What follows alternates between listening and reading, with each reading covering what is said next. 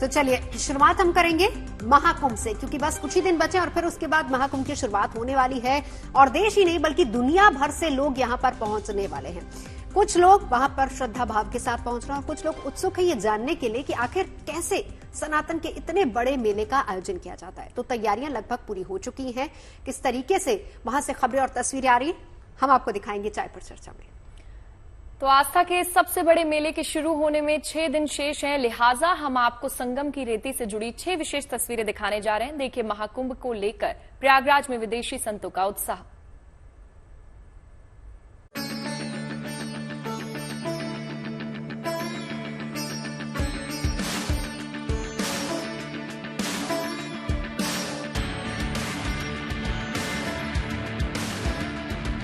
प्रयागराज वो पवित्र धाम जहां आस्था, भक्ति और विश्वास की अनवरत त्रिवेणी बहती है।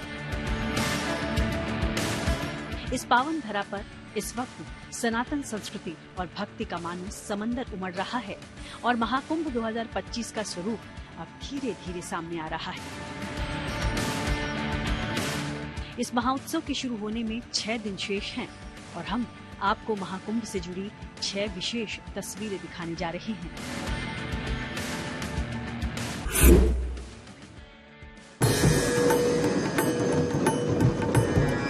पूरी दुनिया इस समय महाकुंभ की महिमा को नमन कर रही है।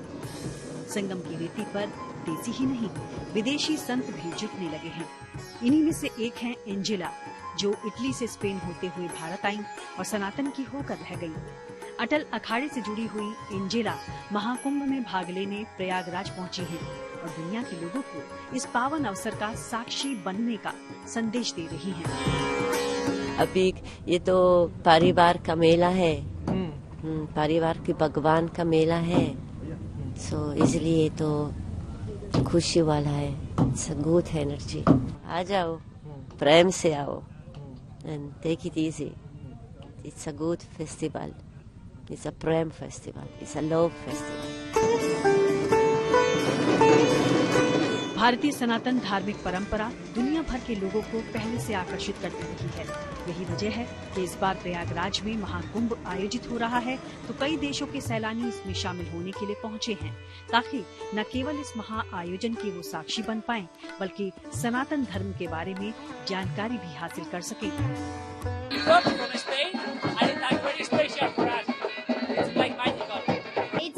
Special festival because it's once per 12 year and we really love it.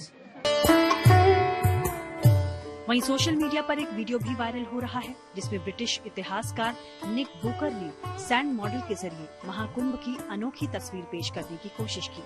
Nick Booker ने गोवा में रेत से महाकुंभ के आयोजन का मॉडल बनाया और इसके बारे में जानकारी दी।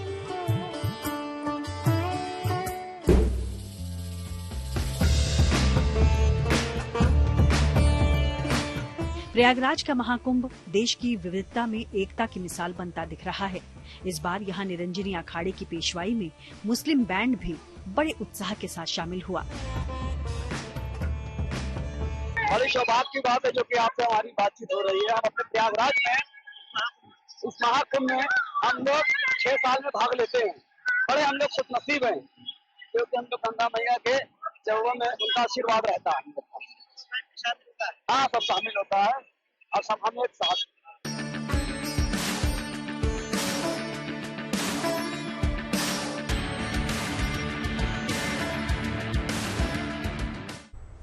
तो आपने प्रयागराज में विदेशी भक्तों का उत्साह देखा, गंगा जमुनी तहजीब की तस्वीर देखी। अब हम आपको अगली 4 विशेष तस्वीरें दिखाते हैं। प्रयागराज महाकुंभ श्रद्धालुओं को सेहत की सौगात देने जा रहा है। साथ ही ऐसे भी इंतजाम किए गए हैं जिससे भक्त संगम से महाकुंभ की यादों को भी अपने साथ घर ले जा सके।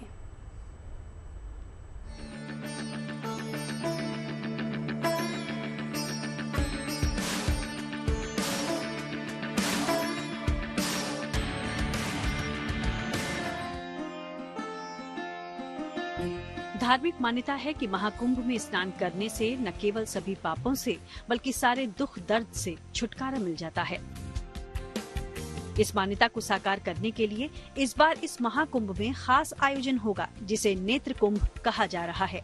इस दौरान यहाँ आने वाले 5 लाख श्रद्धालुओं की आंखों की जांच होगी और 3 लाख लोगों को चश्मा देकर नया रिकॉर्ड बनाने की तैयारी है। जीवन की बहुत सी बाधाएं तब खड़ी होती हैं जब हमें दिखता नहीं है, हमें सुनता नहीं है, अथवा हम इंद्रियों में अक्षम होते हैं। तो सक्षम के माध्यम से एक ये नेत्र कुंभ का एक बड़ा आयोजन निसंदेह स्वागत के योग्य है। लगभग पिछले बार 1 लाख चश्मे बटे थे, इस बार 1.5 लाख चश्मे बटे थे और इस बार भी वैसी संख्या होने वाली है। देश भर के अनेक चिकित्सक आए हुए हैं। इस महा आयोजन से जुड़ा दिलचस्प पहलू ये भी है कि इस बार श्रद्धालु महाकुंभ से जुड़ी यादें भी घर ले जा पाएंगे। इसके लिए कारोबार जगत ने खास इंतजाम किए हैं। बाजार लग गए हैं, तरह तरह के सामान यहाँ उपलब्ध हैं, जो लोगों के आकर्षण का केंद्र बने हुए हैं। कुंभ से जुड़ी हुई सामान भी बाजारों में नजर आ रही है। कुंभ की एक ऐसी दुकान है कुंभ नगरी में जहाँ पर कुंभ से रिलेटेड, चाहे वो गमछा हो, वो झोला हो, हर किसी पर कुंभ का ट्रेडमार्क और कुंभ 2025 लिखा हुआ। और लोगों जो दुकान पे बात करें तो दुकान पर भी खरीदार खूब जुट रहे हैं, क्योंकि उनको कुंभ तो पसंद आ रहा है, लेकिन कुंभ से रिलेटेड सामान भी बिक रहे हैं, वो भी पसंद आ रहा है। महाकुंभ क्षेत्र में दूर दूर से लोग अपने अपने खास प्रोडक्ट्स लेकर पहुँचे हैं। ओडिशा से आए इन नौजवानों के प्रोडक्ट को काफी पसंद किया जा रहा है।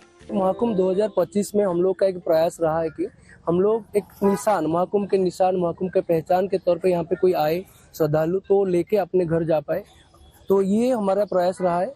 तो सामान तो इसमें हम लोगों का है ये महाकुंभ का झोला, जो कि हर हाथ झोला स्वच्छ मेला जो गवर्नमेंट का अभियान है उसको मतलब साकार करता है।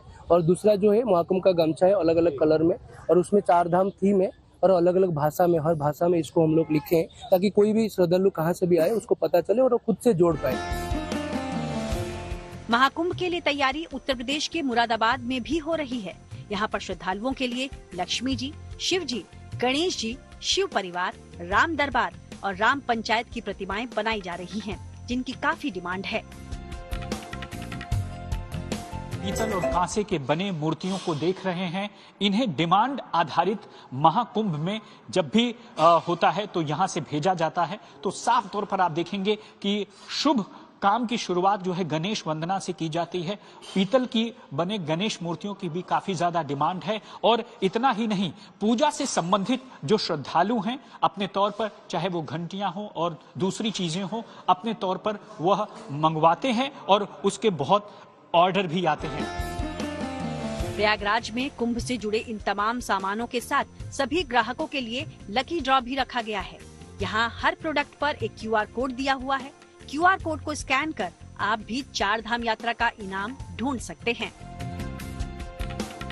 महाकुंभ के दौरान श्रद्धालुओं की हेल्थ पर खास ध्यान दिया जा रहा है। इसके लिए रेलवे ने खास इंतजाम किए हैं। यात्रियों के लिए फर्स्ट एड की सुविधा हर प्लेटफॉर्म पर देने की व्यवस्था है। साथ ही प्रयागराज स्टेशन के बाहर यात्रियों के अपनी ट्रेन का इंतजार करने के लिए शिविर भी बनाए गए हैं। वहाँ पर भी चिकित्सा के प्रबंध किए गए हैं। यही नहीं, अगर किसी भी यात्री की तबीयत ज्यादा बिगड़ती है तो इसके लिए प्रयागराज के स्टेशन पर ऑब्जर्वेशन रूम बनाए गए हैं, जिसे मिनी ICU भी कहा जा रहा है। महाकुंभ के दौरान धार्मिक पर्यटन को बढ़ावा देने का भी प्रयास है। सो प्रयागराज में वेस्ट मटेरियल से एक विशेष पार्क तैयार किया गया है, जहां श्रद्धालुओं को भारतीय धार्मिक संस्कृति के अद्भुत दर्शन हो सकेंगे। मुरादाबाद से रामकिंकर सिंह और प्रयागराज से आनंदराज के साथ bureau report, good news today. तो प्रयागराज में महाकुंभ का काउंटडाउन शुरू हो चुका है और इसकी तैयारियां तेजी से चल रही हैं। यूपी सरकार का पूरा प्रशासनिक अमला महाकुंभ की तैयारियों में जुटा है। महाकुंभ को सबके लिए सुरक्षित, सुगम, आनंददायक और यादगार बनाने के लिए तमाम इंतजाम किए जा रहे हैं। श्रद्धालुओं की सुविधा से जुड़े तमाम पहलुओं पर ध्यान दिया जा रहा है।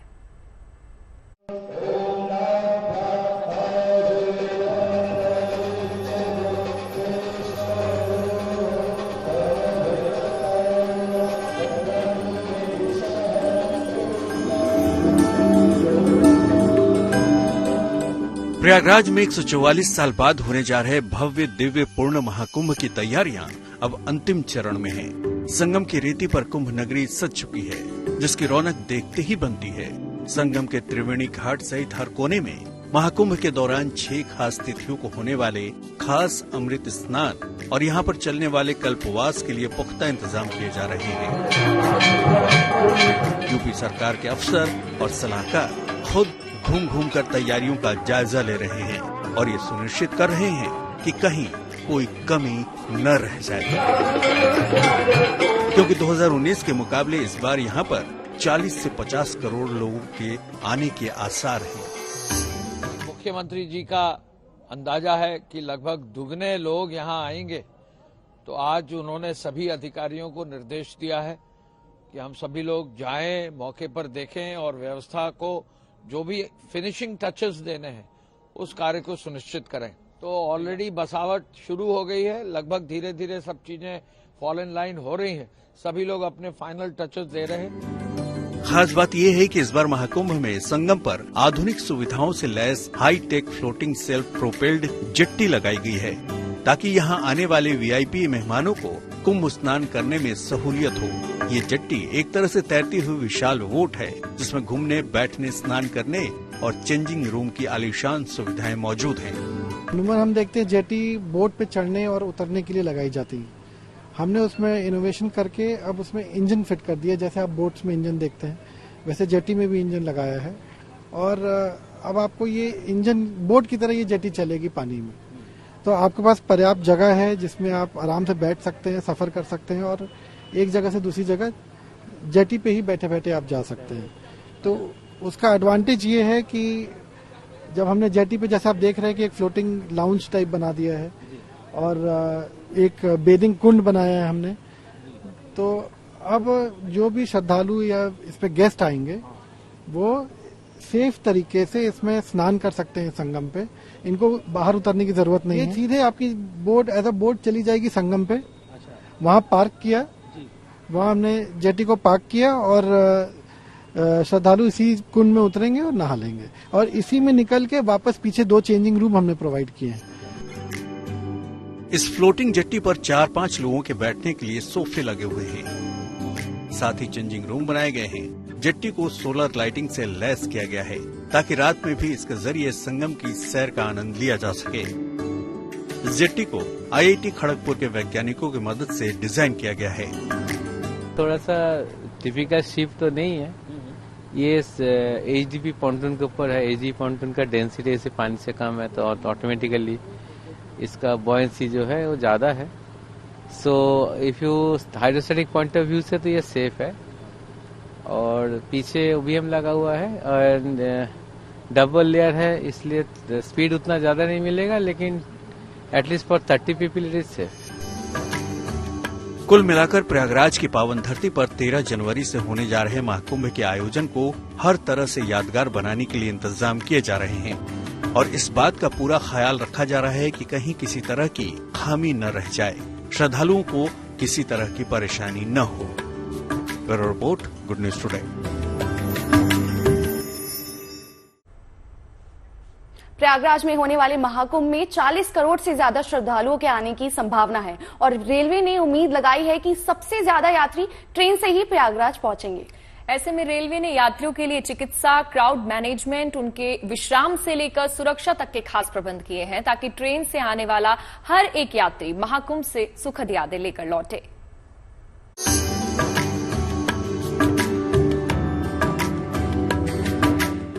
महाकुंभ के आरंभ में महज 1 हफ्ते का वक्त बचा है और तैयारियां आखिरी पड़ाव में हैं।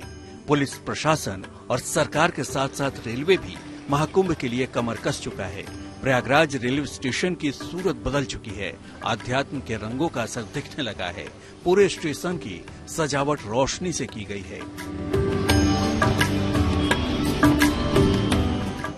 महाकुंभ 2025 के लिए रेलवे ने 13,000 से ज्यादा रेलगाड़ियों को चलाने की व्यवस्था की है, जिसमें 10,000 ट्रेन रेगुलर होंगी, जबकि 3,000 से ज्यादा रेलगाड़ियां स्पेशल कैटेगरी की होंगी।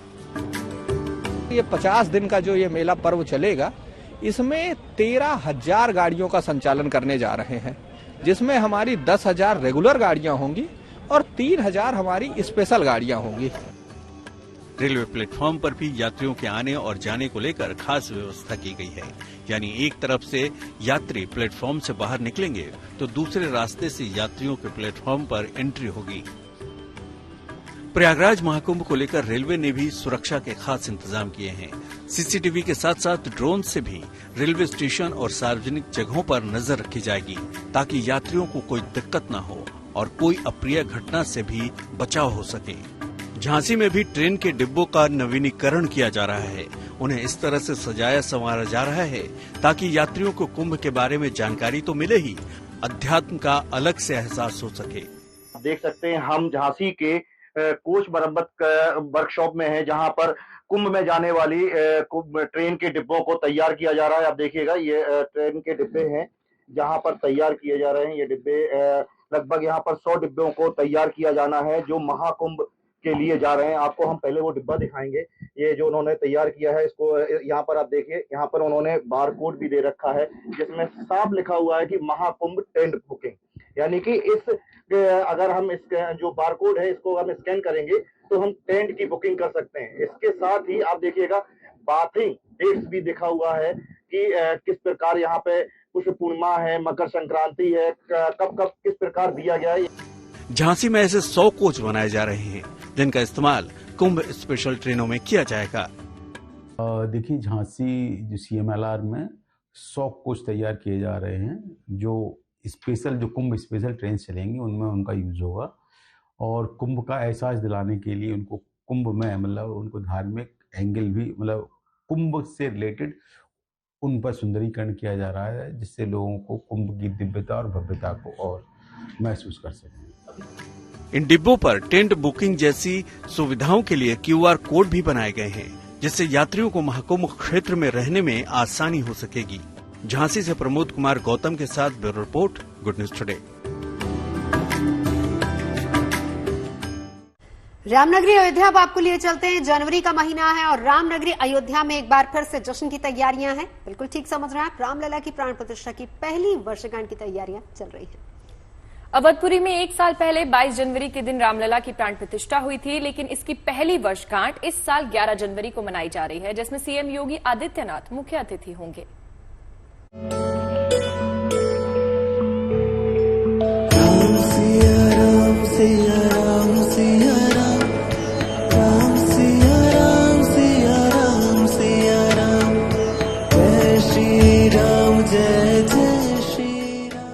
रामनगरी अयोध्या में एक बार फिर धूमधाम से भव्य उत्सव होने वाला है।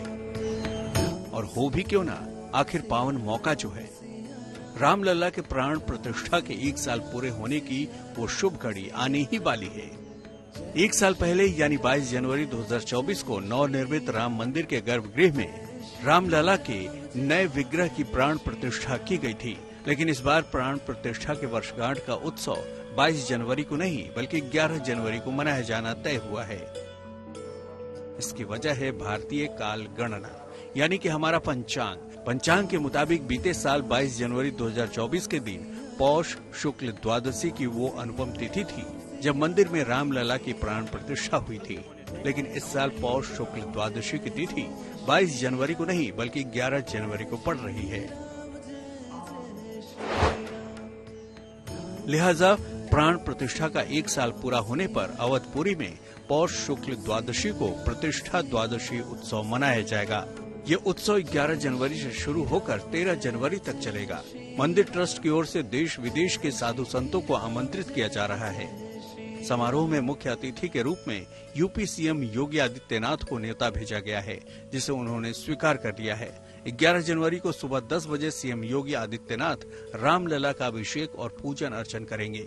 इस दौरान अयोध्या में रामलीला मंचन सहित कई धार्मिक और सांस्कृतिक कार्यक्रम भी होंगे।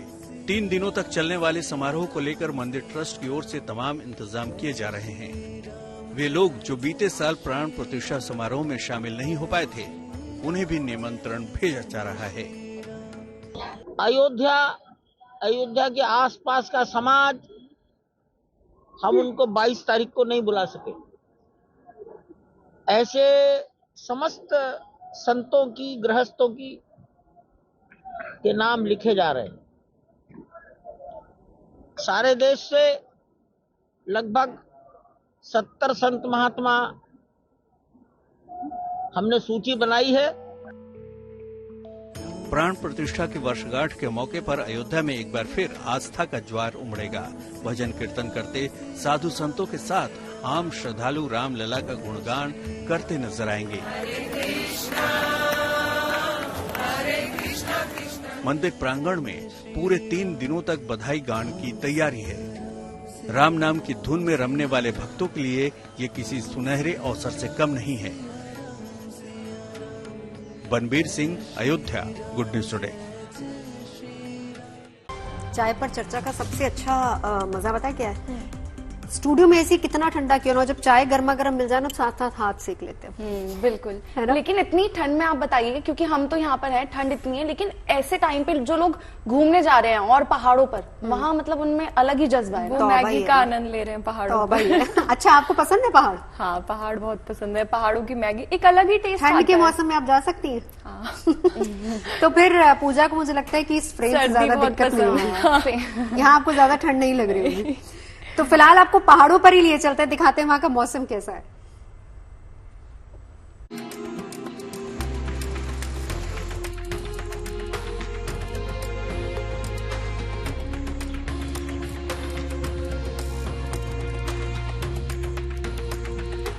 दिल्ली और आसपास के इलाकों में पिछले कई दिनों से कड़ाके की ठंड के साथ कोहरे की जोरदार जुगलबंदी देखने को मिल रही है। इसके कारण एक तरफ लोगों को सर्दी का खूब एहसास हो रहा है, तो साथ ही देर रात और सुबह के वक्त सफर पर भी ब्रेक लगाने की जरूरत महसूस होती है। हालांकि आज से शुरू हो रहे हफ्ते में दिल्ली एनसीआर समेत उत्तर भारत में मौसम के मिजाज के कुछ बदलने के आसार हैं। मौसम विभाग ने राजधानी दिल्ली में आज हल्की बारिश की संभावना जताई है। दिल्ली में आज गरज के साथ छींटे पड़ सकते हैं। इसके बाद ठंड का नया दौर शुरू हो सकता है। दिल्ली एनसीआर में कहीं घना तो कहीं मध्यम कोहरा और धुंध रहने का भी अनुमान है।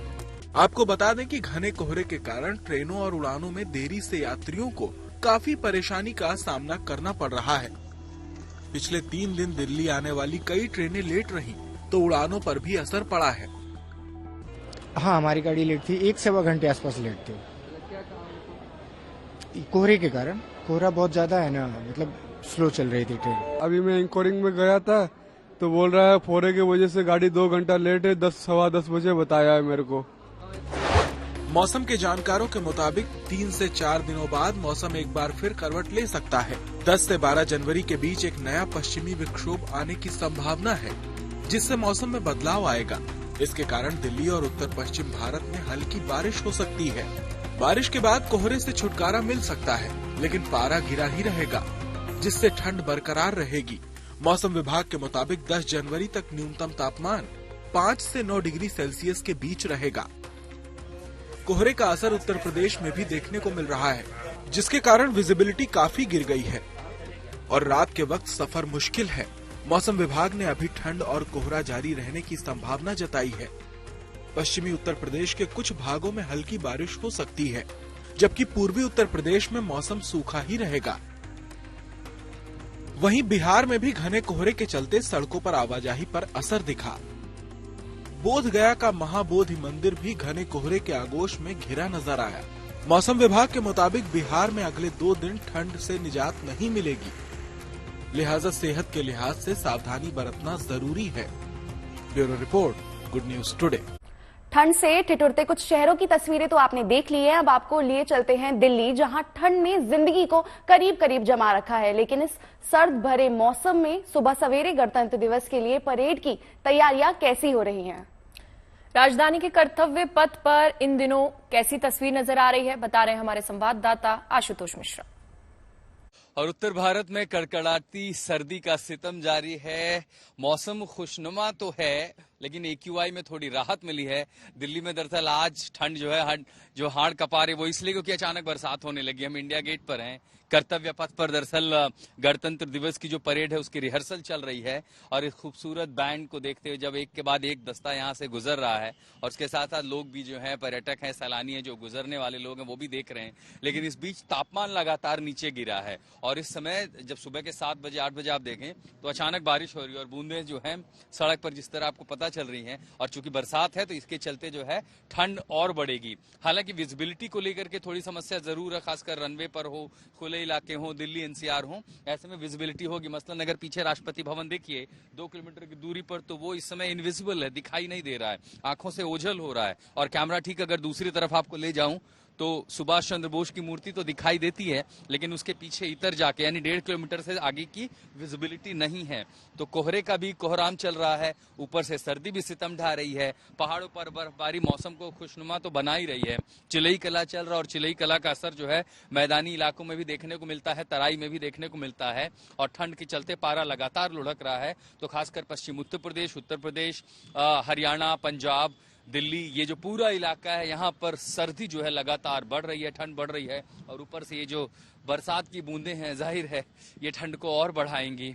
हालत अभी तो और खराब होने वाली है। दिल्ली के इंडिया गेट पर शगुन भारद्वाज के साथ मैं आशुतोष मिश्रा। मैदानों में ठंड का आलम तो आपने देख लिया। अब पहाड़ों का रुख करते हैं, रिकॉर्ड तोड़ बर्फबारी की तस्वीरें अब आपको दिखाते हैं, जहां पर घर बैठे कपकपाती सर्दी से लोग ठिठुर रहे हैं। वहीं बर्फीली वादियों में देखिए रोमांच पसंद लोगों को वहां ये तस्वीरें कितनी लुभा रही हैं। तस्वीरों में आप देख सकते हैं जम्मू कश्मीर के गुरेज की तस्वीरें हैं, वहां से लेकर जोजिला पास तक, श्रीनगर से लेकर कुपवाड़ा तक बर्फ की सफेद चादर बिछी है। घाटी के फेमस हिल स्टेशन सोनमर्ग में कुदरत के करिश्मे को महसूस करने के लिए देश विदेश से लोग वहां पहुंच रहे हैं। जम्मू कश्मीर का डोडा चांदी की तरह चमक रहा है, बर्फ से लदी चोटियों पर लोग सेल्फी ले रहे हैं। अगर इस ठंड में आपसे पूछा जाए कि आपको एक चीज मिलेगी ये पीने के लिए, तो आप क्या चुनेंगे? चाय। आपके लिए चाय कॉफी कुछ भी चाय हो सकता है। कॉफी वही लेकिन बनारस ये अलग बात है कि हम ग्लास में आज टिक्की खा रहे हैं। ग्लास में टिक्की, मतलब आज टिक्की देख के आप बहुत खुश हो गई थी कि जी ये आई है फेवरेट चीज। आपका भी तो मन कर रहा था। फिलहाल हमें क्या खिला रही है बताइए? बनारस में एक ठंडाई की दुकान है, वहां पर काफी सालों से ठंडाई बेची जा रही है। तो ठंडाई, इस सर्दी के मौसम में ठंडाई कैसे लोग एंजॉय कर रहे हैं आप भी देखिए। चलिए देखते हैं।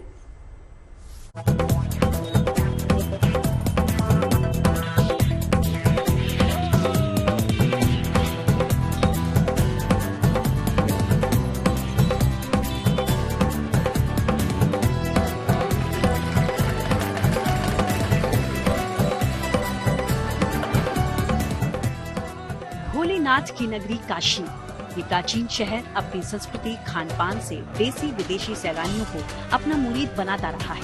ऐसे में यहाँ बनाई जाने वाली ठंडाई किसी के लिए भोलेनाथ का प्रसाद तो किसी के लिए ठंडक लेने का जरिया भी रही है।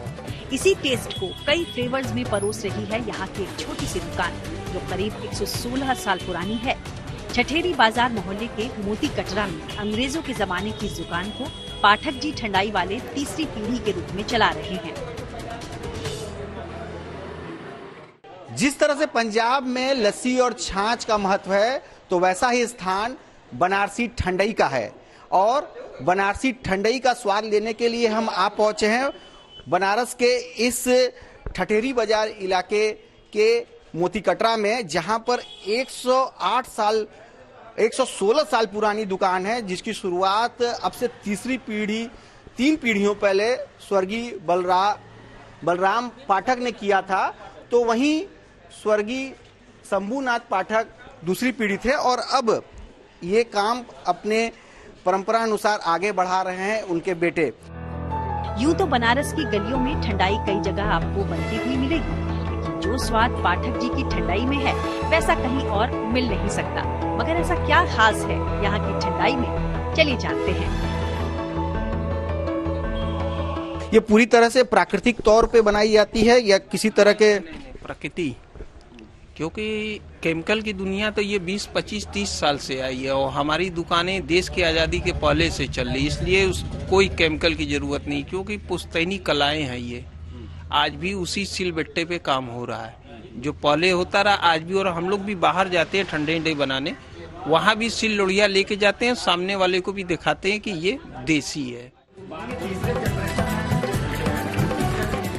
ठंडाई के शौकीनों को कुछ न कुछ नया अनुभव करने का मौका मिलता रहे, इसलिए काशी की गलियों में बनी इस दुकान में खास तौर से ठंडाई के कुछ ऐसे फ्लेवर्स परोसे जाते हैं जिनके बारे में आप सुनकर ही कह उठेंगे, क्या ऐसे भी ठंडाई बनती है?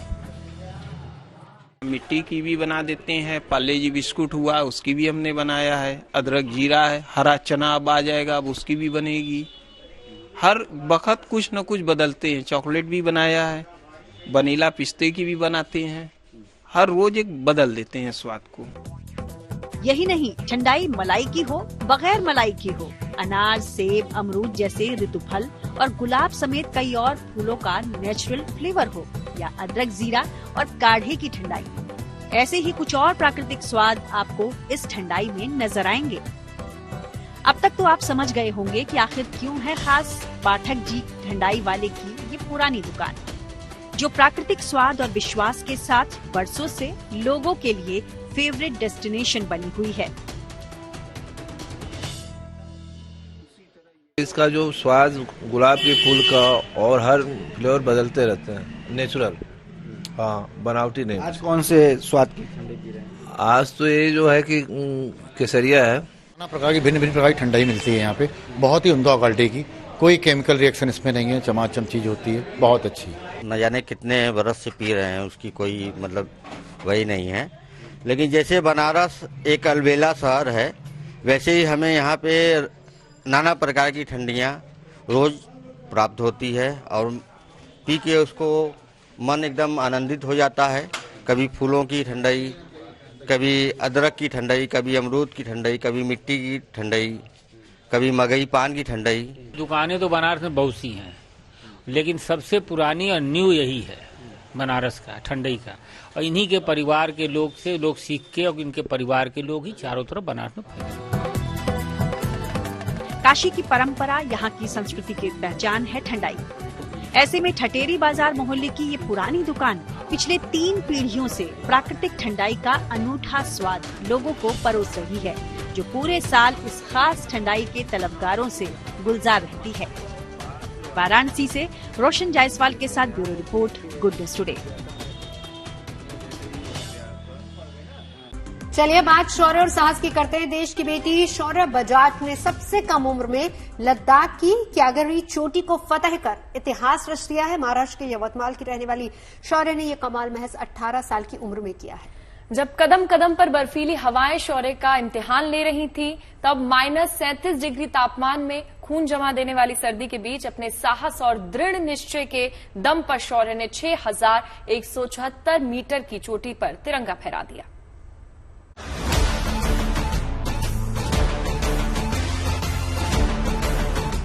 लद्दाख की 6100 मीटर से ज्यादा ऊंची क्यागर चोटी फतह कर भारत की बेटी ने परचम लहरा दिया है।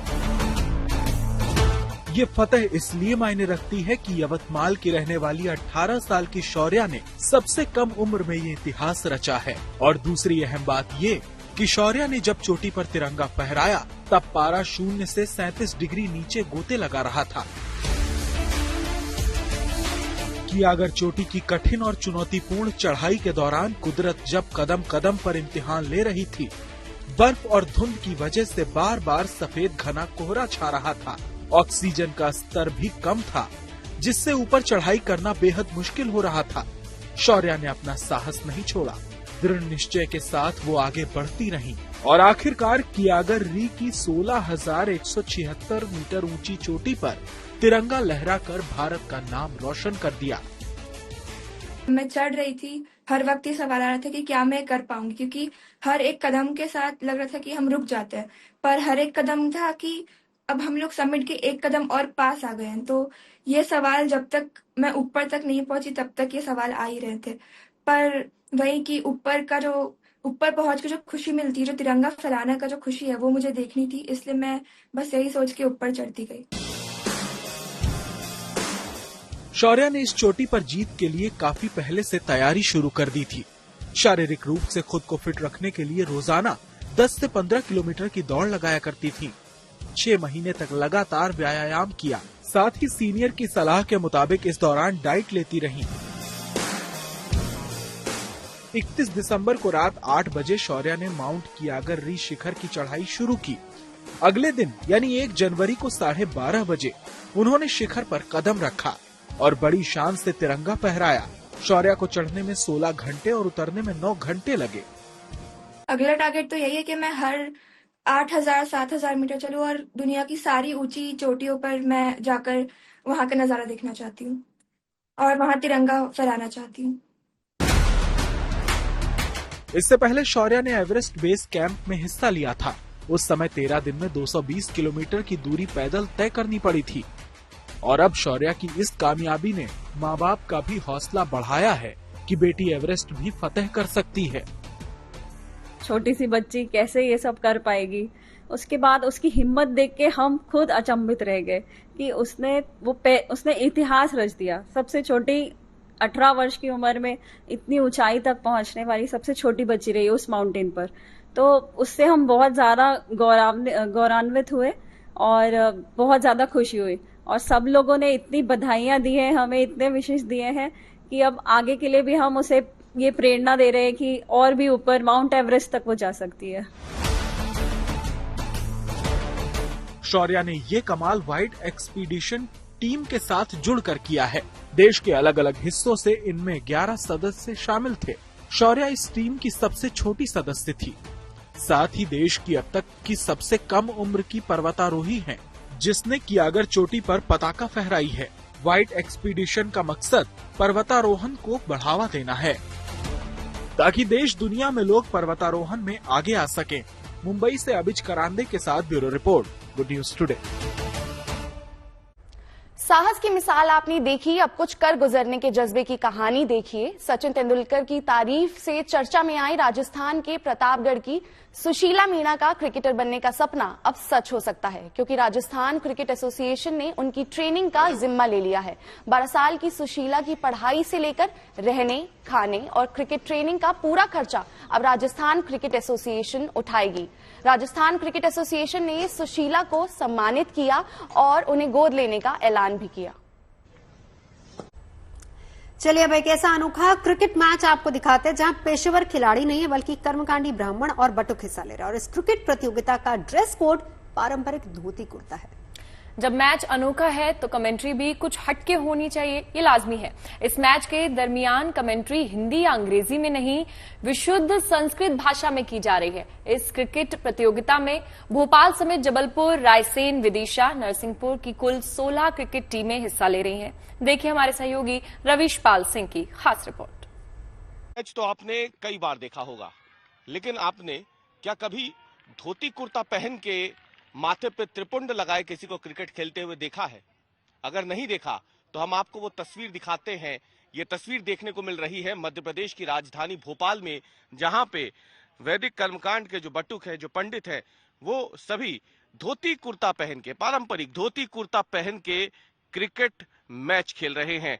3 दिनों तक चलने वाली ये क्रिकेट प्रतियोगिता राजधानी भोपाल के अंकुर खेल मैदान पे है, जहां पे अगर आप देखें, ये देखिए बॉलर गया और ये धोती कुर्ता पहने हुए बैट्समैन हो या फिर गेंदबाज हो, यहां तक कि एम्पायर हो, सभी ने यहां पे पारंपरिक धोती कुर्ता पहना है। और सिर्फ यही नहीं, खास बात यह है कि इस क्रिकेट मैच की कमेंट्री भी विशुद्ध रूप से संस्कृत में हो रही है। यानी यहाँ पे पूरी तरीके से जो सनातन संस्कृति है उसको परिलक्षित किया गया है। कमेंट्री के दौरान जो चौका लग रहा हो, छक्का लग रहा हो, वाइड बॉल, नो बॉल, ये तमाम तरीके की जो कमेंट्री है ये संस्कृत में ही हो रही है और ये वाकई में एक अनोखी तस्वीर राजधानी भोपाल में देखने को मिल रही है। अभिषेक इस वक्त हमारे साथ मौजूद हैं। अभिषेक, जरा बताएं कि इसके पीछे की सोच क्या है? ये सोच हमारा एक ही उद्देश्य है, संस्कृति और संस्कृति को बढ़ावा देने के लिए। हर वर्ष के भांति इस वर्ष भी हमने एक कार्यक्रम किया है और इसलिए किया है कि यहाँ आप देख सकते हैं वैदिक गुरुकुलों से जो बच्चे पढ़ते हैं, वेद अध्ययन करते हैं, वो सब यहाँ क्रिकेट का आनंद ले रहे हैं और देव भाषा संस्कृत में यहाँ कमेंट्री हो रही है और सभी लोग कप्तान से सभी एम्पायर वगैरह सभी धोती कुर्ता में यहाँ सब क्रिकेट का आनंद ले रहे हैं। अच्छा, कुल कितनी टीमें इसमें हिस्सा ले रही हैं इस बार? इस वर्ष 16 टीमें हिस्सा ले रही हैं और प्रदेश से लगभग 5 जिलों से भी टीमें आई हैं, जिसमें रीवा है, उज्जैन है, जबलपुर है, विदिशा है, रायसेन है, सीहोर है, यहाँ से टीमें हैं और भोपाल के जो वैदिक पंडित कर्मकांड करने वाले हैं उनकी टीमें बाकी यहाँ पर हैं। अच्छा, एक बात जो सब जानना भी चाहते हैं, आमतौर पे वाइड बॉल, नो बॉल, 6 हो, 4 हो, इसको अगर हम बात करें संस्कृत में कैसे बताएंगे? आप थोड़ा दर्शकों को बताएं एक बार, 5-6 ऐसे शब्द। क्रिकेट को संस्कृत में क्या बोलते हैं? क्रिकेट को संस्कृत में बोलते हैं कंडुक कीड़ा, 4 रन मारने को बोलते हैं चतुरंकः, पिच को बोलते हैं क्षिप्तम, छक्का मारने को षडंकः, इस टाइप से बोला जाए। आउट हो जाएगा तो उसे क्या बोलेंगे? लुप्तम। लुप्तम। अच्छा, एम्पायर को क्या बोलते हैं संस्कृत में? निर्णायका। निर्णायका। आप देख सकते हैं, आपने सुना, बड़ी एक अनोखी चीज है जो राजधानी भोपाल में इस वक्त देखने को मिल रही है। ठीक पीछे आप देख भी सकते हैं, और संस्कृत में आपने सुन भी लिया कि आखिर क्रिकेट को संस्कृत में क्या बोलते हैं। अगर कोई आउट होता है, चौका मारता है, छक्का मारता है, तो उसे संस्कृत में वो क्या बोलेंगे, जो कि कमेंट्री में लगातार बोला भी जा रहा है। लेकिन ये तस्वीरें हैं जो वाकई में अपने आप में ऐतिहासिक तस्वीरें हैं, और बताती है कि कैसे सनातन को लेकर के लगातार जो देश में एक बदलाव आ रहा है, परिवर्तन आ रहा है, उसी की एक झलक जो है वो इन तस्वीरों में भी यहाँ देखने को मिल रही है, जहाँ पारंपरिक रूप से धोती कुर्ता पहन करके ये बटुक जो है, कर्मकांडी वैदिक जो ये ब्राह्मण है, यहाँ पे क्रिकेट मैच का आयोजन कर रहे हैं, जिसका समापन 9 जनवरी को होगा। कैमरामैन प्रतीक के साथ रवीश पाल सिंह। साहस और जज्बे की कहानी आपने देखी, और अब एक अनोखी तस्वीर दिखाते हैं। सोशल मीडिया पर इन दिनों एक वीडियो तेजी से वायरल हो रहा है। ये वीडियो वाराणसी का है, जहां एक बंदर वाराणसी कचहरी के एक कोर्ट रूम में घुस गया। ये बंदर कोर्ट रूम में टेबल पर रखे वकील के बैग के ऊपर बैठ गया और उससे खेलने की कोशिश करने लगा। कोर्ट रूम में इस तरह का नजारा कम ही देखने को मिलता है। कोर्ट रूम में बंदर महाशय आराम से बैठे हैं, अपनी मस्ती में मगन दिख रहे थे, और वहां मौजूद अधिकारी और पुलिस वाले इनको देखते रहे। सभी बंदर की इन हरकतों को शांति से देखते रहे। करीब 1 घंटे बाद किसी तरह बंदर को कोर्ट रूम से बाहर भेजा जा सका। अब ये वीडियो सोशल मीडिया पर खूब सुर्खियां बटोर रहा है। अब आपको तकनीक की अनोखी उड़ान की तस्वीर दिखाते हैं। एक ऐसा वीडियो जो कि अंतरिक्ष से आया है। चीन के शेंझोउ 19 मिशन के अंतरिक्ष यात्रियों ने अंतरिक्ष में एक खास रोबोट शियाओहोंग का सफलतापूर्वक परीक्षण किया। ये छोटा सर्जिकल रोबोट स्पेस स्टेशन में इंसान के साथ काम करेगा। शियाओहोंग नाम का ये रोबोट स्पेस स्टेशन में इधर उधर उड़ सकता है, और जरूरत के हिसाब से इसकी उड़ान को एडजस्ट भी किया जा सकता है। हालांकि ये अभी सिर्फ एक प्रोटोटाइप है, लेकिन जल्द ही ये रोबोट हकीकत में तब्दील होने वाला है। नए साल के शुरू हुए भले ही 5 दिन हो चुके हैं, लेकिन जश्न अभी थमा नहीं है। अब आपको स्पेन के मैड्रिड की तस्वीरें दिखाते हैं, जिसमें उत्साह के रंग भी हैं, लोगों का जोश और जुनून भी है, और जश्न से भरपूर उल्लास भी है। मैड्रिड की सड़कों पर इन दिनों अलग ही रंग बिखरे हैं। सड़कों पर अलग अलग झांकियां नजर आ रही हैं। क्रिसमस कैरल्स की गूंज है और करतब दिखाते लोगों का काफिला भी है। मैड्रिड में 3 किंग परेड का आयोजन किया गया है। दरअसल यह आयोजन क्रिसमस और न्यू ईयर के समापन के तौर पर आयोजित किया जाता है।